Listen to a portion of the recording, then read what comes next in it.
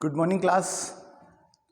Dear student, आज हम लेकर आए हैं क्लास 12th का एग्रीकल्चर का सेकंड पार्ट एग्रीकल्चर का चैप्टर नंबर 1, जिसका आज हम फर्स्ट वीडियो बना रहे हैं। सब्जेक्ट है हमारा क्रॉप प्रोडक्शन एंड हॉर्टिकल्चर।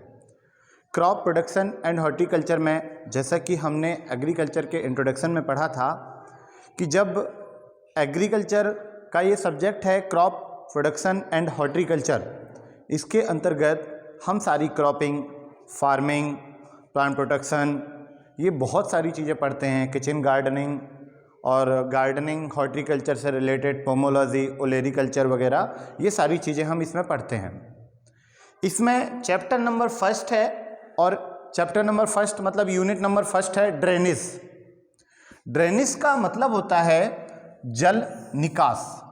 जल निकास जैसा नाम है वैसा ही इसका काम है, जल निकास, जल को बाहर निकालना, जल निकास कहलाता है।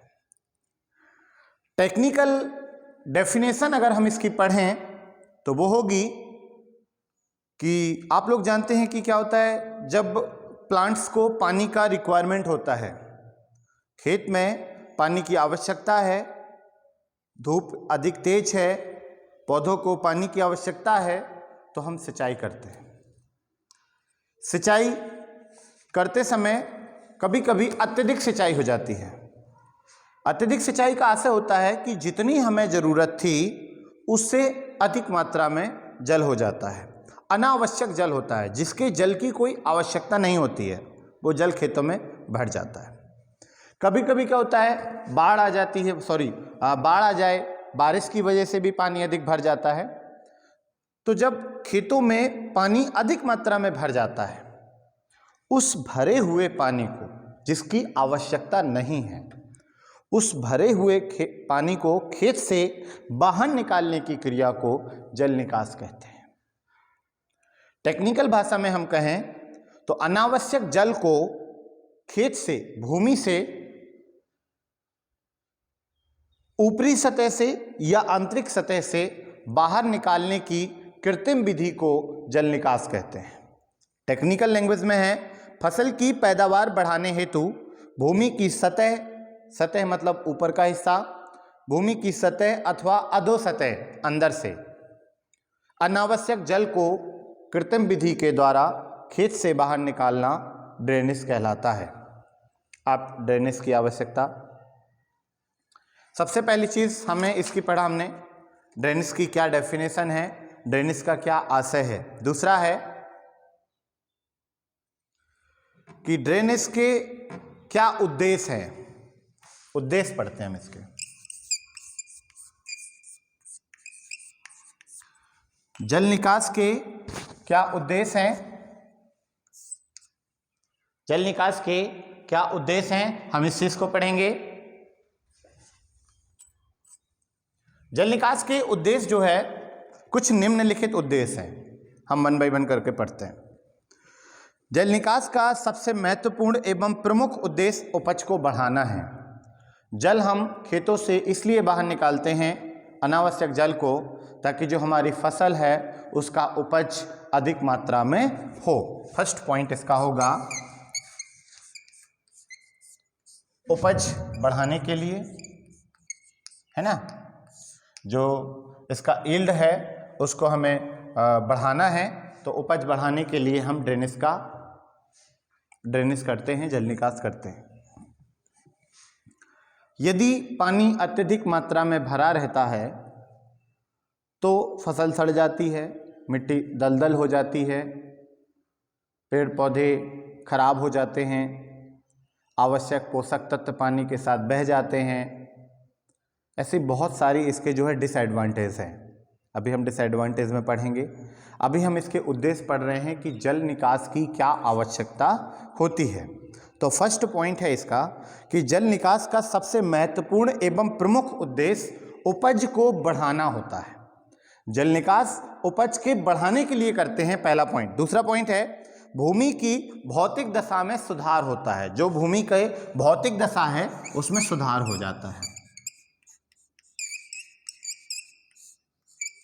भौतिक दशा में सुधार होता है। क्या है, अम्लीय और क्षारीय करके बन जाती है मिट्टियाँ, तो उसको सिंचाई करके जल निकास करके उसको अम्लीय और क्षारीय होने से बचाया जाता है। भूमि के उचित तापक्रम बनाए रखती है। अधिक गर्मी है, बारिश हो गई या हमने जल दे दिया तो वो थोड़ी सी ठंडी बनी रहेगी। अधिक तापमान नहीं हो पाएगा, पेड़ पौधे सूख नहीं पाएंगे। अगर अधिक मात्रा में पानी दे देंगे तो फिर पेड़ पौधे पीले पड़ जाते हैं, खराब हो जाते हैं। इसलिए जो है वो टेम्परेचर को उसके बनाए रखता है भूमि की। हानिकारक लवणों का एकत्रित होना, जब अधिक मात्रा में पानी भरा रहता है तो जो हानिकारक लवण होते हैं वो पानी के भरे होने के कारण एक जगह पर इकट्ठे हो जाते हैं। अच्छे लवण भी इकट्ठे हो जाते हैं और बुरे भी होते हैं। हानिकारक और लाभदायक दोनों प्रकार के जीव जंतु पानी के अंदर होते हैं और दोनों ही इकट्ठे होते हैं। हम उद्देश्य पढ़ रहे हैं इसलिए वो चीज़ें लेंगे। अगर एडवांस पढ़ेंगे तो एडवांस जो है एडवांटेज वाली चीज़ें लेंगे, डिसएडवांटेज पढ़ेंगे तो उसके डिसएडवांटेज लेंगे। तो ये हानिकारक लवणों का एकत्रित ना होने देना, मतलब होते हैं तो उनको बचाते हैं कि वो एकत्रित ना हो। फसल के लिए कृषि क्रियाएं समय पर होना, जैसे आज खेती में हमें जुताई करनी है, बखराई प्लाऊ चलाना है या हार्वेस्ट वो कल्टीवेटर चलाना है, तो ये कब चलेगा, जब हमारी मिट्टी सूखी होगी। यदि पानी अधिक मात्रा में भरा रहेगा तो जो उसकी कृषि क्रियाएं हैं, जुताई, बखराई, बुवाई, ये सारी क्रियाएं लेट हो जाएंगी। सारी क्रियाएं लेट ना हो पाएँ इसलिए हम लोग इसको जो है जल निकास करते हैं, मिट्टी को समय पर सुखा देते हैं ताकि हमारी सारी क्रियाएं समय पर हो सके। अगला पॉइंट है लाभदायक जीवाणुओं का क्रियाशील में वृद्धि करना। भूमि को दलदल बनने से रोकना, यह भी एक मेन पॉइंट होता है कि जो भूमि होती है उसको दलदल बनने से रोकते हैं। जो जहां मिट्टी पर पानी भरा रहता है तो वहां पर जो मिट्टी होती है वो दलदल बन जाती है, तो उसको दलदल बनने से रोकते हैं कि ये मिट्टी जो है दलदल ना हो पाए। इसके बाद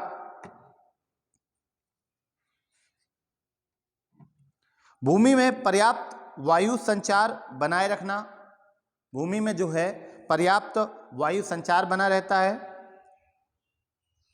हानिकारक कीटाणुओं को नष्ट करना, पौधों की जड़ों को समुचित विकास का अवसर देना और फसलों को समय पर तैयार करना, ये सारी चीज़ें ड्रेनेज के उद्देश्य होते हैं। एक बार जल्दी से रिपीट करते हैं। जो मुख्य उद्देश्य है वो उपज को बढ़ाना है, भौतिक दशा को सुधारना है, तापक्रम उचित बनाए रखें, हानिकारक लवण एकत्रित ना हो, लाभदायक जीवाणुओं को क्रियाशील में वृद्धि करने के लिए, भूमि को दलदल बनने से रोकने के लिए, भूमि में पर्याप्त वायु संचरण बना रहे इसलिए जल निकास करते हैं, हानिकारक कीटाणुओं को नष्ट कर देते हैं, पौधों की जड़ों को समुचित विकास का अवसर मिलना चाहिए। यदि पानी भरा रहेगा तो मिट्टी मजबूत हो जाएगी, कठोर हो जाएगी, जिस कारण से जड़ें नहीं पनप पाएंगी। फसलों को समय पर तैयार करना, जो फसलें होती हैं उनको सही समय पर तैयार किया जा सकता है। ये हमारे इसके महत्व इम्पॉर्टेंट ऑफ ड्रेनेज या ऑब्जेक्टिव्स ऑफ ड्रेनेज, जल निकास के उद्देश्य एवं महत्व हैं। जल निकास की आवश्यकता क्या है, नीड, यही चीज इसमें भी आ जाएगी। थोड़ी सी कुछ चीजें बदल देंगी।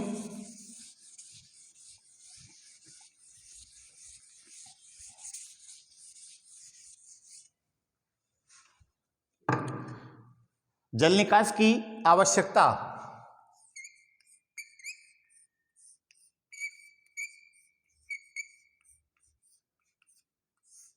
जल निकास की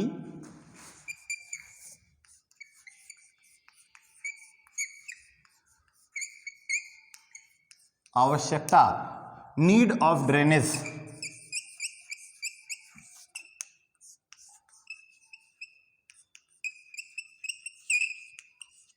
नीड ऑफ ड्रेनेज, जल निकास की क्या आवश्यकता होती है। जो पॉइंट अभी हमने आपको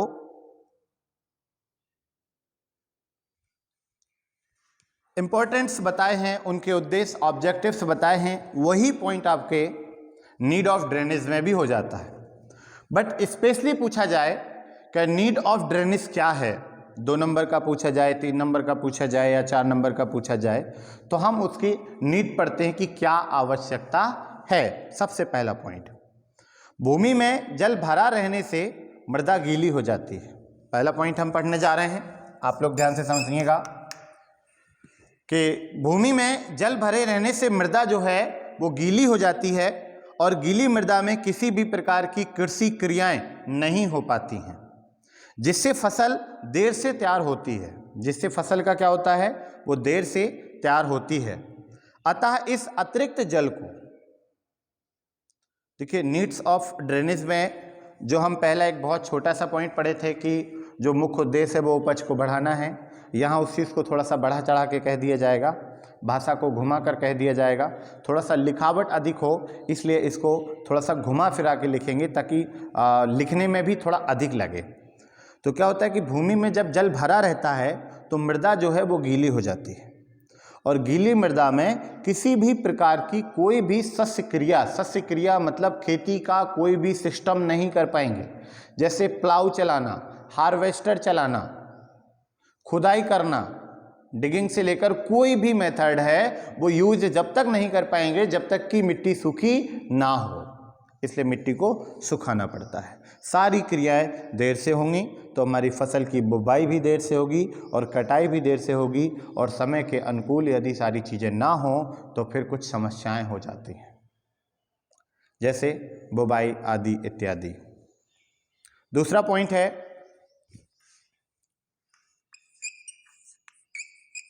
ये कृषि क्रियाओं से रिलेटेड था। दूसरा पॉइंट हम पढ़ेंगे इसमें जो हमारा वायु संचार से रिलेटेड होगा। वायु संचार आप जानते हैं, वायु संचार भूमि में नमी अधिक होने पर, जो भूमि होती है उसमें जब नमी अधिक हो जाती है, नमी अधिक होने पर वायु का संचार खराब हो जाता है।